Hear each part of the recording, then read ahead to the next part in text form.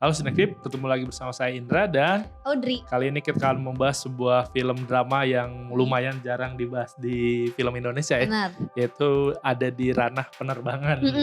Jadi di ranah airline yang ternyata ada skandalnya juga, membahas skandal-skandal yang kemungkinan terjadi atau apakah sering terjadi tidaknya juga Benar. bakal dibahas di film drama kali ini yang berjudulnya film Penerbangan Terakhir. Benar.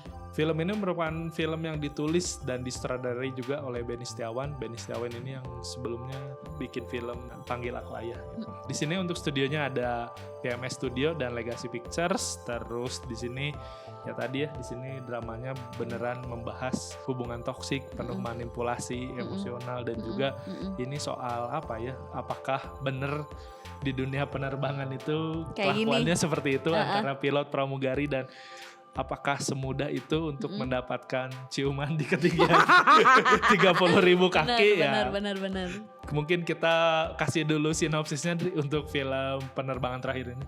Jadi film Penerbangan Terakhir ini berfokus pada seorang tokoh yang kita panggil mungkin Kapten Deva, diperankan oleh Jerome Kurnia yang memang dikenal sebagai pilot ganteng, berprestasi juga, tapi ternyata pemburu wanita gitu. Ini udah diliatin dari scene pertamanya, dan juga salah satu orang yang kebetulan jadi dalam tanda kutip korbannya Kapten Deva ini adalah tokoh utama kita, yaitu Tiara yang diperankan sama Nadia Arina.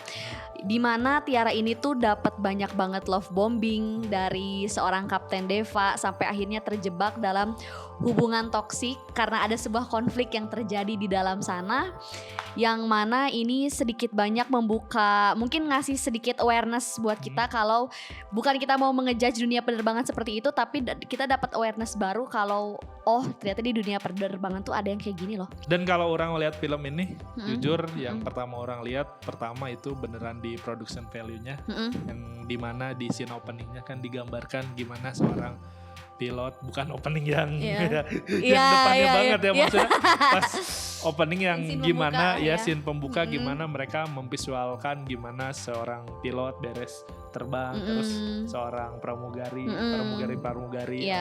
ya mereka gimana itu tuh beneran udah nyampe sini film Indonesia visualnya terus setnya langsung di sana kan setnya di bandara terus cara pengambilan kamera mereka nampilin beneran kayak iklan maskapai bener di opening awalnya beneran kayak pilotnya jalan pramugarinya saling jalan itu beneran mantap sih. Dan otomatis kalau syutingnya udah berani di bandara harusnya ini budget filmnya beneran mahal. Soalnya kalau memang kalian tahu gimana caranya perizinan atau sewa tempat di bandara itu beneran mahal sih. Bener. Terus juga di film ini kirain bakal kan kalau dari orang nonton di trailernya juga kan kirain ya ini paling skandal perselingkuhan. Another skandal perselingkuhan lagi. Jadi antara ya kan karena ini dunia maskapai paling ya antara pilot dan si pramugarinya gitu. Bener. Dan ternyata ini tuh ada konfliknya lebih dari itu bahkan berlapis-lapis. Iya, sebenarnya itu tuh baru permukaan doang antara si perselingkuhannya bahkan malah sebenarnya juga bukan perselingkuhan awalnya. Tapi akhirnya jadi perselingkuhan juga. Nah, itu juga lumayan complicated di sini di konflik-konflik yang muncul di film Penerbangan Terakhir ini. Benar. Kayak hal lainnya yang mungkin aku juga suka dari film ini ya, karena memang cerita ini berpusat ke si Kapten Devanya, yang mana dia kan mungkin kalau teman-teman nonton trailernya kita udah bisa ngambil kesimpulan kalau Deva ini sosok yang red flag-nya gitu ya. Dan ini digambarkan dengan sangat jelas dengan gimana pola hubungannya si Kapten Deva ini sama Tiara. Gimana hubungan mereka diawali sama love bombing. Segala sesuatu yang too good to be true.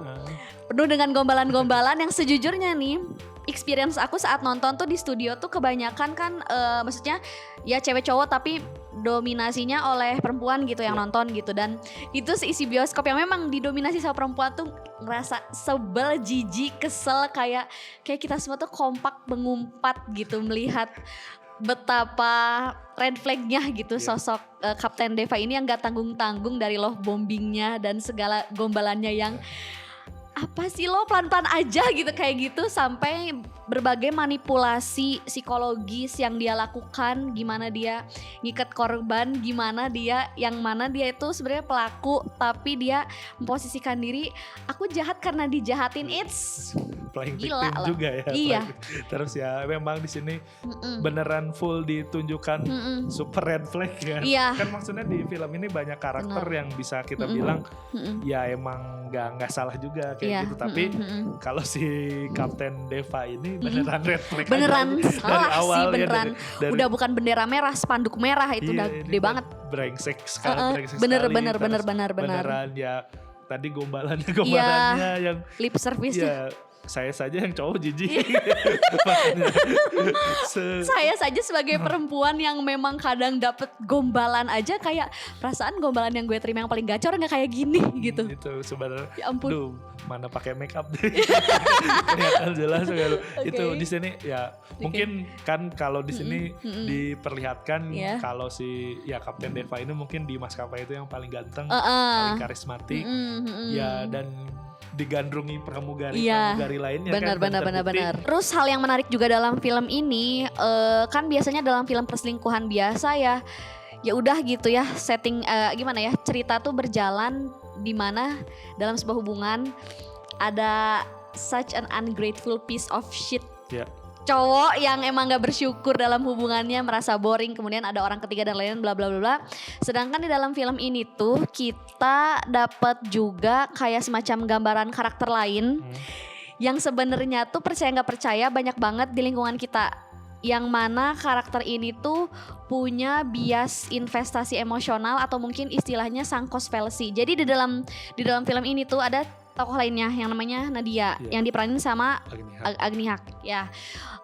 Dan di sini pun dia berperan sebagai memang istrinya Deva gitu, yang mana yang cukup menarik di sini si Nadia ini tuh memainkan peran di mana dia tuh sejak awal sudah tahu nih track record laki-laki calon suaminya tuh seperti apa, tapi karena bias sunk cost fallacy ini kayak aku udah terlalu invest terlalu banyak di dalam hubungan ini, aku gak mau rugi.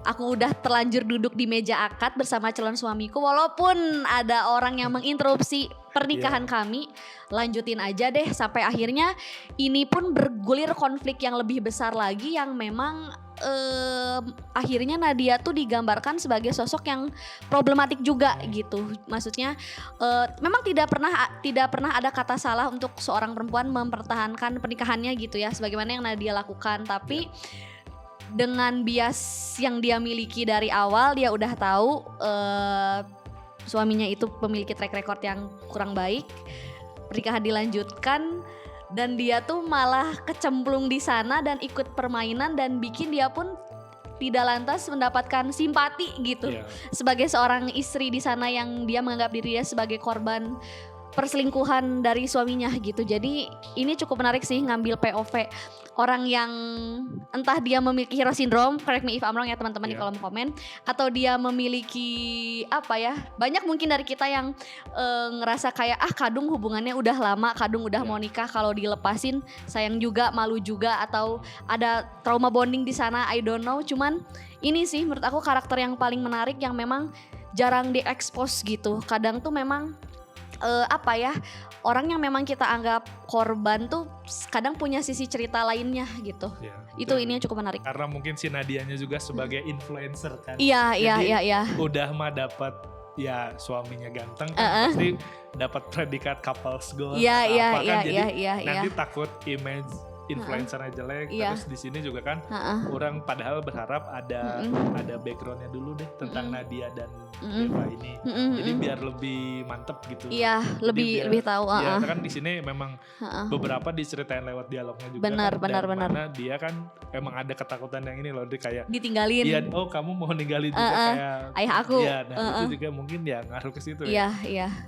Ala-ala ini ya, ala-ala Gone Girl, kamu gak bisa lepas dari aku pokoknya gitu. Ini tuh pasangan yang saling memanipulasi. Iya, bener-bener ini jadi karena karakternya Nadia ini yang memang kan kalau di film perselingkuhan lain ya simply kita bersimpati gitu ya sama istri yang diselingkuhi gitu ya, memang korbannya gitu ya, toh dia istri sah, tapi ini memang dibuat karakternya tuh cukup problematik dengan segala resiko yang dia ambil walaupun dia udah tahu track record suaminya seperti apa, jadinya ya makin rumit, dan ya itu yang bikin cukup menarik sih menurut dan aku. menimbulkan korban tadi si Tiara sampai tapi ya Tiara ya red flagnya itu dia akhirnya ikutan ke dramanya mereka, akhirnya ikut kegulung kan, juga tuh benang kusut. Padahal udah dikasih tahu temannya kan jangan kan kita nggak bisa tahu, nggak bisa ngasih tahu orang yang lagi jatuh cinta. Benar. Nah ini terbukti. Kan? Hal menarik lainnya juga di film Terbangan Terakhir ini ngebuka mata kita juga sebenarnya ini tuh sesuatu yang memang terjadi common banget, yang common banget terjadi di masyarakat kita gitu. Yang mana kan di dalam cerita ini tuh mungkin kalau gak salah ini dia sedikit nyerempet atau mirip sama beberapa kasus yang viral nih ya di medsos gitu. Dimana kalau misalkan sebuah perselingkuhan terjadi, ya memang logikanya idealnya yang disalahkan ya dua-duanya gitu, maksudnya laki-laki yang memang dia mengambil langkah untuk berselingkuh, dan juga perempuan yang memang kalau perempuannya dibohongin dia have no idea kalau pasangannya ini ternyata udah punya istri sah sih ya dia gak salah gitu. Tapi kan ini dia udah tahu nih si cowok ini udah punya pasangan gitu. Nah harusnya kan keduanya gitu yang mendapatkan yang take the blame gitulah keduanya. Tapi ya film ini juga membuka mata kita kalau memang di masyarakat itu kalau misalkan ada penyimpangan moral, kesalahan, perselingkuhan, pasti yang lebih banyak yang carry the burden tuh cewek. Pasti dianggapnya kamu cewek penggoda, kamu yang memulai semuanya.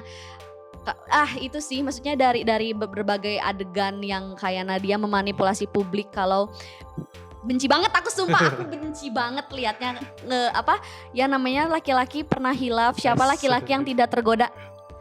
Laki lu tuh orang dewasa ya, gila loh, kayak sebel banget gitu. Maksudnya di sini yang memang harus menanggung malu itu harusnya ya laki-lakinya gitu, yang mana dia nggak bisa bertanggung jawab untuk bisa komitmen di hubungan yang sudah sah secara agama dan negara, dan juga dia pun ya sebelumnya pun menyakiti pasangan yang sebelumnya gitu. Jadi sebenarnya yang harusnya menanggung malu kan laki-lakinya gitu. Dan ini film ini yang membuka ya semacam yang bikin kita tahu kalau memang society itu masih sejahat itu gitu sama perempuan gitu. Kalau misalkan ada sebuah kesalahan yang dilakukan oleh perempuan dan laki-laki, pasti yang akan memikul beban yang lebih berat adalah perempuannya gitu. Padahal harusnya tuh seimbang lah, at least it takes two to tango gitu. Nah, di sini juga kan tadi Audrey sempat emosi dengan karakter Nadia, dan ternyata memang karena Agni Haknya memerankan Nadia. Keren banget. Oke sih, dapet ya. Terus dari dan ya kalau misalkan kalau kalian ngikutin skandal kasus yang itu, kan pasti ada mukanya, ada mirip-miripnya gitu. Dan di sini case-case yang utamanya juga selain Agni Hak, terus ada Nadia Arina juga di sini. Mantep pisan sih, maksudnya dia kerasa emosionalnya ada berada di hubungan seperti itu, konfliknya seperti itu, kayak capeknya dia menghadapi semua tekanan itu tuh nyampe. Iya, bener. Plus banget buat Agni Hak, keren banget, keren. Agni Hak dan Nadia Arina beneran acting yang mantap lah, tapi ya sayang sekali Jerome Kurnia karakternya terlalu red flag aja sih, maksudnya. Padahal yang lainnya kan kita ada ini ya, ada ya pemakluman, ya dia melakukan kayak gini ya wajarlah karena gini, Nadia Arina kayak gini ya wajarlah kayak gini. Iya ada alasannya gitu ya. Tapi si Jerome ya udah aja berengsek gitu. Ini mah udah red flag aja, lelaki kerdus. Iya bener, lelaki kerdus. Udah maksudnya kita nggak dapat kenapa kita harus simpati ke si Kapten Devanya juga ya. Bener-bener semua keburukannya tuh diborong gitu. Bener-bener keburukannya tuh murni tanpa dengan 27 penyaringan gitu. Bener-bener kayak apa ya bener nggak dikasih kesempatan buat bersimpati juga ke si Kapten Devanya gitu. Nah terus juga seperti yang tadi aku bilang kan, kalau formulasi film perselingkuhan pada umumnya ya formulasinya ya dalam sebuah hubungan mereka sama-sama nggak puas akan hubungan itu, entah cewek atau cowoknya, terus muncul orang ketiga yang bisa melengkapi kekosongan itu gitu. Sedangkan si film ini tuh formulasinya beda. Jadi kayak kita tuh dikasih lihat dulu nih siapa yang berhubungan duluan dengan siapa. Pada akhirnya tuh yang melangkah ke jenjang selanjutnya dengan jenis hubungan yang lebih kuat tuh siapa. Jadi definisi orang ketiganya tuh ya kembali lagi ke kita, POV kita dan prinsip kita seperti apa. Apakah orang ketiga itu adalah orang yang hadirnya paling belakangan itu orang ketiganya, atau orang yang ada di luar hubungan yang sah secara agama dan negara gitu. Walaupun itu menikahnya pun dengan cara ngerebut. Jadi bener-bener si orang ketiga ini tuh definisinya tuh dikembalikan lagi ke kita gitu. Jadi ini yang membuat film ini ya cukup beda gitu. Jadi tergantung nih kalian pakai POV atau prinsip yang mana, orang ketiganya tuh siapa. Dan ini bisa jadi bahan diskusi mungkin setelah nonton gitu. Dan semua konflik yang ada di film ini beneran konsekuensi dari apa yang setiap karakternya pilih. Iya benar. Tapi semua konfliknya sebenarnya berasal dari si Kapten Deva. Yeah. Cuma ya itu sebenarnya kan udah dikasih tahu udah si Tiara udah dapat itunya, maksudnya udah dapat peringatan pertama yaitu kan ya dia ini bakal nikah.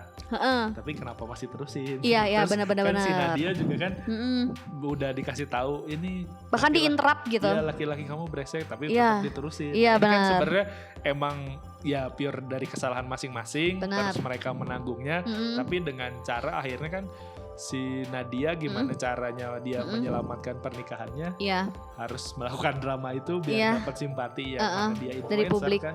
Jadi dia harus ada kasus yang bisa naikin nama dia. Terus kan di sini juga diliatin kalau pas ini loh pas ulang tahun. Ulang tahun.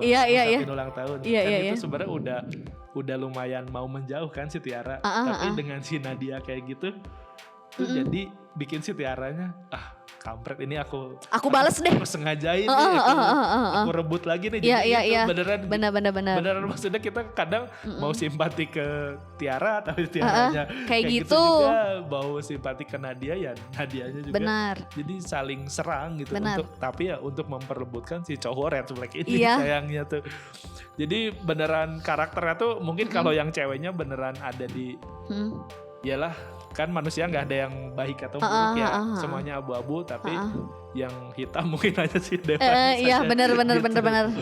Dan film ini pun ya punya ending yang sebenarnya cukup realistis ya, walaupun I want more karena ya benar seperti yang tadi aku sampaikan, dalam sebuah skandal yang melibatkan perempuan dan laki-laki yang memang tidak bisa diterima dalam masyarakat, pasti yang akan menanggung beban yang lebih berat, yang namanya lebih kotor itu kenapa selalu perempuan gitu. Sedangkan laki-lakinya tuh seolah dapat kesempatan kedua gitu. Laki-lakinya tuh kayak bisa berlindung di balik tameng namanya laki-laki punya nafsu. Kalau terus-terusan digoda pasti akan luluh juga.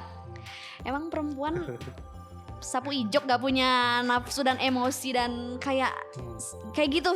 Jadi endingnya tuh mencoba untuk serealistis mungkin. Dan ini mungkin sesuatu yang aku sebenarnya expect keadilan juga ya berpihak gitu sama Tiara gitu. Entah mungkin dia fresh start di tempat lain, atau mungkin ya lebih dari sekedar berdamai aja sama diri sendiri. Dan mungkin ada sedikit karma juga yang hit, gak sedikit sih, harus banyak gitu hit si Deva gitu, untuk nunjukin juga positioning film ini kalau memang ya dalam berbagai skandal moral ya perempuan sama laki-laki tuh kalau memang jadi pelaku tuh harus mendapatkan hukuman yang sama gitu. Nah mungkin hal itu bisa terpenuhi kalau setelah ini mungkin ada sequelnya. Dilanjut. Jadi kan kalau ya mungkin karena durasi juga, jadi otomatis kan penceritaan di film ini juga kan bakal kerasa kalau ini terlalu tiba-tiba inti-intinya kita dapat konfliknya ini. Nah ya kayaknya emang lebih enak kalau ya misalkan ini dibuat seriesnya, jadi bisa ada pendalaman ke tiap karakternya masing-masing. Benar. mungkin kalau ada sequel film keduanya juga kan ada payoff ke si pasangan mereka bener, gitu. Bener. Ya balas dendam si Tiara apa gitu di sequel keduanya. Orang tuh berharap ya kalau memang soalnya masih possible buat dilanjutin ya, soalnya kan endingnya juga ya masih kayak gitu ya. Dan kan penonton gak puas, pengen berharap ada sesuatu yang menimpa pasangan Nadia dan Deva. Apalagi kan di ending filmnya juga kan ditutup dengan ya si Devanya masih seperti itu, tapi dapat cewek yang lebih gahar doang. Dan pas ending filmnya juga itu pas orang nonton disitu ada bapak-bapak komen langsung teriak, aduh belum beres-beres. Kayak masih kayak gitu. masih udah menimbulkan ya pengen ada lanjutannya gitu. Iya, terus dan ini tuh banyak komentar pas filmnya tayang tuh. Ada ibu-ibu komen apa, bawa bapak aja, maksudnya kan biasanya orang kalau nonton film kan jarang ya bawa bapak sampai ikut komen. Ada, terus kemarin orang nonton, anjir ini bawa bapak sampai komen. Tuh kan ini mah lebih jago ya. sampai kayak gitu, berarti emang ya memancing kontroversi atau memancing orang untuk bereaksi terhadap filmnya gitu kan. Jadi dari tadi experience nonton langsung dari aku dan juga Indra gitu ya, kita experience nontonnya memang di studio dan bioskop yang berbeda. Memang film penerbangan terakhir ini lebih cocok kalau memang ditonton banyakan gitu, karena melihat reaction orang-orang, ngelihat betapa bendera merahnya Deva ini tuh memang lebih cocok ditonton rame-rame supaya bisa keselnya bareng-bareng. Dan mungkin ini ya tadi kan menimbulkan reaksi dari tadi ibu-ibu, bapak, ya itu orang gak expect bahwa bapak sampai komen ke filmnya. Reaksi. Biasanya kan ibu-ibu gitu gimana ini. Ya komen apa ini sampai bawa bapak, orang gak menyangka bawa bapak saking ikut emosinya juga, ikut emosi dengan film ini gitu. Lanjut aja kita ke Cinescore untuk film penerbangan terakhir dari orang kasih 6,5. Jadi aku 7. Oke, mungkin karena filmnya sebenarnya lumayan fresh juga ya. Karena kan di sini dia ngasih penggambaran setting dunia penerbangan yang sebenarnya jarang dibahas di film-film Indonesia kan. Terus juga ternyata selain di balik dunia penerbangan di sini juga dijelasin banyak konflik juga, dunia perselingkuhan yang lumayan fresh kan dengan setting sebelumnya kan ini adalah maut ini atau banyak selingkuh yang memang yang formulasinya itu aja gitu. Formulasinya udah pasti ya gitu, paling kan cara ketahuannya aja yang beda. Iya benar. Terus sekarang ngebahasnya tentang ya perselingkuhan di dunia penerbangan atau skandal-skandal yang ada di dunia penerbangan ya. Jadi dramanya ini merupakan yang bisa dibilang lumayan jarang juga diangkat di film Indonesia. Jadi mungkin buat kalian yang sudah menonton penerbangan terakhir, jadi silakan kita berdiskusi di kolom komentar. Mungkin orang pas nontonnya tuh berasa vibe-nya kayak film Budi Pekerti. Oke. Oh iya bener. Iya. Setuju. Pasti ya viral gitu pasti ada korbannya, tapi ini Budi Pekerti versi lebih pop. Bener. Lebih mudah diikuti ibu-ibu, lebih mudah diikuti bapak-bapak tadi. Betul. Dan juga buat kalian yang belum nonton, silakan tonton penerbangan terakhir di bioskop kesayangan Anda. Dan ingat ini 17 plus ya. Iya. Kenapa 17 plus? Karena ya ada ciuman di atas 30.000 kaki. Iya, jadi buat kalian yang memang pengen menonton film ciuman di atas 30.000 kaki dan ya silakan tonton penerbangan terakhir ini. Oke, mungkin cukup sekian saja review dari kita berdua. Sampai jumpa di video-video review berikutnya. Bye-bye.